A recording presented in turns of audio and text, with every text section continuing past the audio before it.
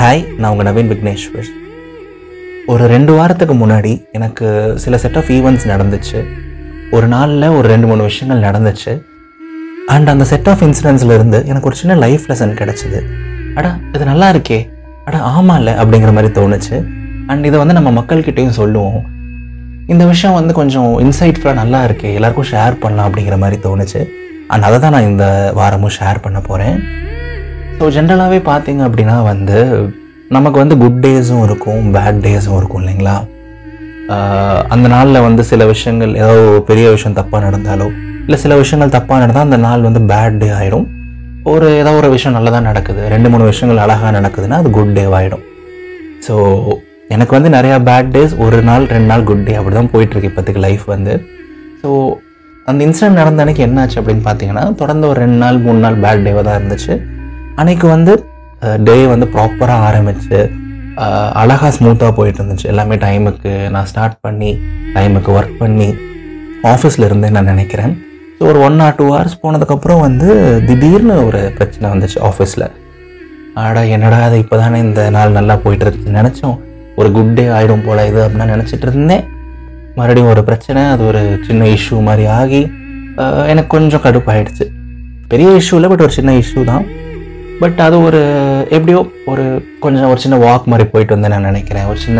கொஞ்சம் deep breathes மாதிரி நான் எடுத்துகிட்டு ஒரு 20-30 minutesல அதுலேருந்து மூவ் ஆன் ஆகிட்டேன்.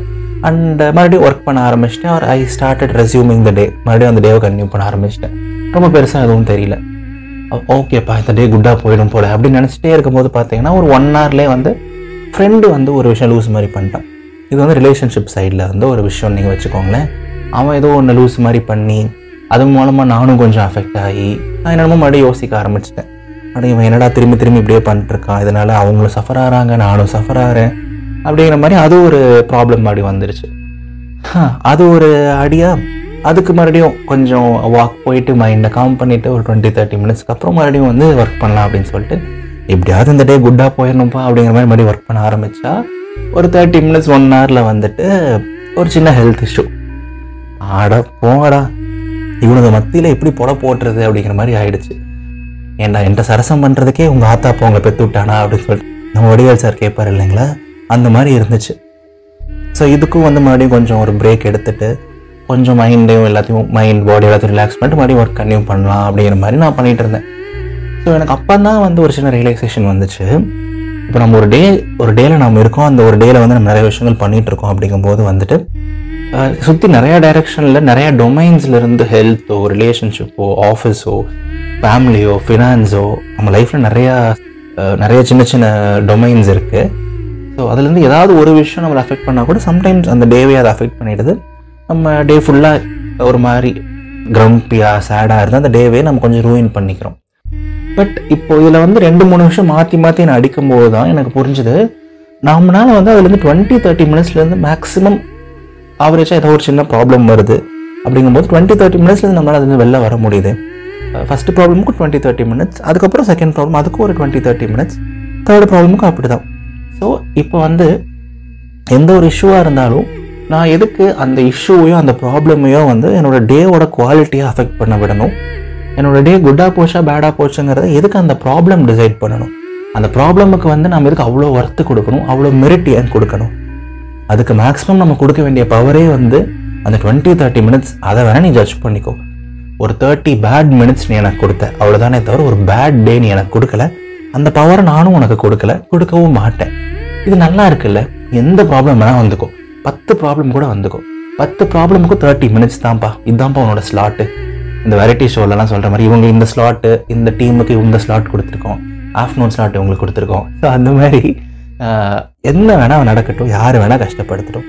பட் என்னோட டே எனக்கானது, என்னோட டே நான் தான் டிசைட் பண்ணுவேன். என்னோடய டேயில் நான் ஹாப்பியாக இருக்கேனா இல்லையா, அந்த டே முடியும் போது நான் எந்த மாதிரி ஒரு மனநிலையில் படுக்க போகிறேன், த்ரூ அவுட் த டே என்னோடய ஆட்டிடியூட் டுவர்ட்ஸ் த டே எப்படி இருக்க போகிறேங்கிறது என்னோட டெசிஷன் அண்ட் என்னோட கான்ஷியஸ் ஃபீலிங் தானே தவிர எந்த ப்ராப்ளமும் எந்த எக்ஸ்டர்னல் ஃபேக்டரும் அதை டிசைட் பண்ணவும் நம்ம விடக்கூடாது. இது நல்லா இருக்குது இல்லைங்க? அஃப்கோர்ஸ் நான் இவ்வளோ சொல்கிறேன், பட் சம் ப்ராப்ளம்ஸ் இருக்கலாம். சில விஷயங்கள் not everything goes away in 30 minutes. And சிலது நம்மளை எக்ஸ்ட்ரா கஷ்டப்படுத்தலாம். சிலதெல்லாமே it could ruin your day. It is okay. நான் வந்து உங்களுக்கு எல்லாமே லைஃப்பில் குட் டேஸாக இருக்கணும், எந்த ப்ராப்ளமே உங்களை பெருசாக அஃபெக்ட் பண்ணக்கூடாதுன்னு நான் சொல்லலை.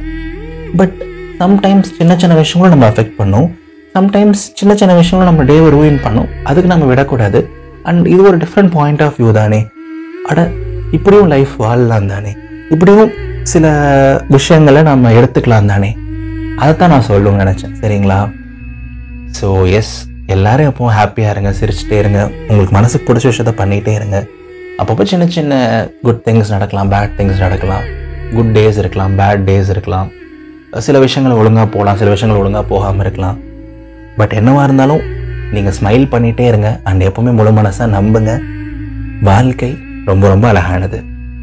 இது நவீன் விக்னேஸ்வரின் இதயத்தின் குரல். நன்றிகள் 1000.